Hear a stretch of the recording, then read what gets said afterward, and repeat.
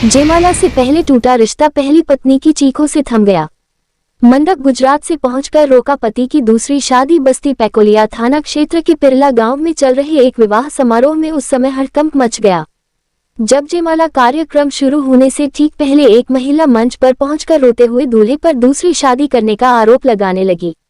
अचानक उठे इस हंगामे से पूरा मंडप सन्न रह गया और खुशियों का माहौल कुछ ही क्षणों में तनाव में बदल गया। गुजरात से आई महिला रेशमा ने दावा किया कि उसकी दूल्हे से कोर्ट मैरिज हो चुकी है, जिसके दस्तावेज उसके पास मौजूद हैं। उसे सूचना मिली थी कि उसका पति उससे छिपाकर दूसरी शादी रचाने जा रहा है।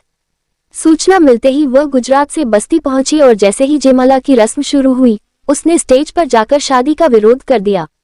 रेशमा की चीखें सुनते ही कार्यक्रम स्थल पर अफरा तफरी मच गई।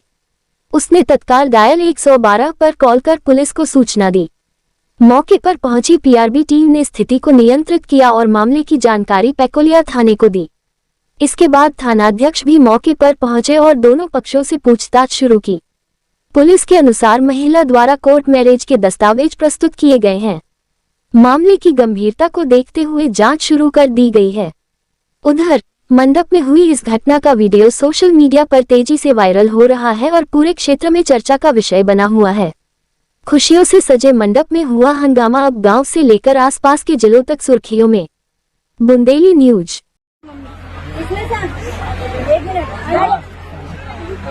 क्यों शादी? तुम शादी कैसे कर सकते हो? हमारा तलाक हुआ है, तुम सबके सामने बोलो हमारा तलाक हुआ है। फाइल भी नहीं हुई है, नहीं हुआ है। कागज दिखा, मैं डॉक्यूमेंट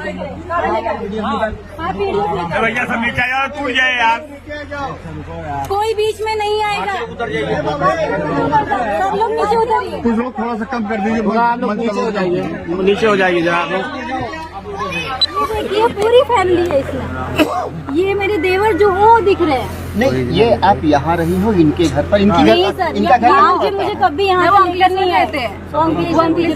गांव खाली उनका यहाँ है और वहाँ पे केस चल रहा है, इसलिए वो गांव में आके शादी कर रहे हैं।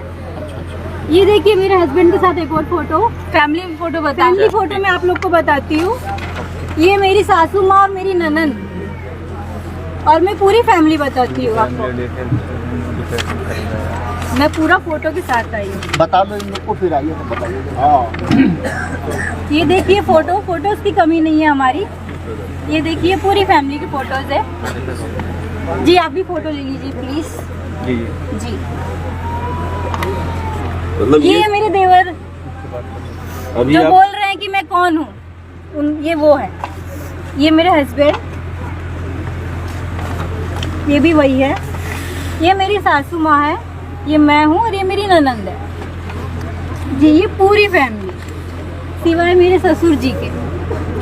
ससुर जी इस फोटो में नहीं है क्योंकि ये फैमिली फोटो है। ये हमारा एक फोटो और है। अरे फोटो सब कुछ डाल के शादी करके लाए थे अपने घर। हाँ वही फोटो है। घर लाए थे यहाँ। अरे ये घर नहीं है, यहाँ नहीं लाए थे तो फिर क्या है बाबू? बात करो। जी मामला ऐसा है कि यहाँ पे मेरे हस्बैंड दूसरी शादी कर रहे हैं। मैटर ऐसा हुआ था कि मैं और मेरे हस्बैंड स्कूल में साथ में पढ़ते थे। हमारा 9 साल का रिलेशनशिप था। हमारे में प्यार हुआ, फिर हमने कोर्ट मैरिज किया 30/3/2022 को। फिर फैमिली की अनुमति से हमने धूमधाम से पूरा सामाजिक शादी किया 8/12/2022 को।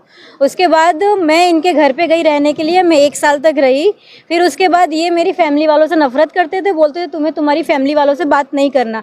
फिर भी मैंने इनसे रिक्वेस्ट किया कि आप हमें रक्षाबंधन पे घर जाने दें, तो उन्होंने बोला ठीक है आपका भाई आएगा तो हम जाने देंगे। तो मेरा भाई आया और मुझे लेकर गया, लेकिन रिटर्न में ये मुझे लेने नहीं आए। इन्होंने बोला कि मैं तुम्हारे घर पे नहीं आऊँगा तुम्हें लेने, तुम्हें खुद आना है तो आ जाओ।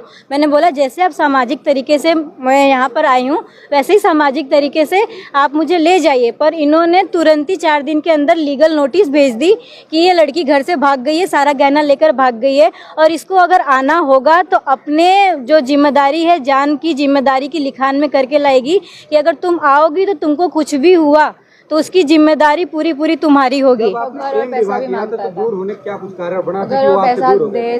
सर वो मेरे से बार बार पैसे की डिमांड करते थे कि तुम तो कुछ लाई नहीं हो। मैंने सामान सब दिया था बट कैश पैसे मैं ज़्यादा नहीं दे पाई थी, तो उन्होंने बार बार तुम घर से ये नहीं लाई वो नहीं लाई। मेरे पास फोटो भी है इनको। विवाह था, आप इनके बारे में पहले नहीं समझ पाई थी क्या?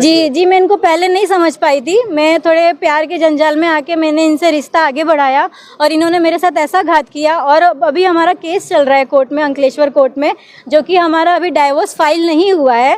हमारा सिर्फ 125 का केस चल रहा है और डाइवोर्स ना होने के बावजूद भी ये दोबारा शादी करने आए हैं यहाँ पे। लेकिन हिंदू रीति रिवाज में अगर डिवोर्स नहीं होता तो उसके पहले शादी नहीं होती। जी नहीं होती है, जी नहीं होती है। मैंने लड़की की बहन को जान करने की भी कोशिश की कि क्या सच्चाई है क्या नहीं, इसके बावजूद भी ये लोग ने शादी रचाया। मैंने लड़के से भी बात किया कि आप दूसरी शादी मत करें।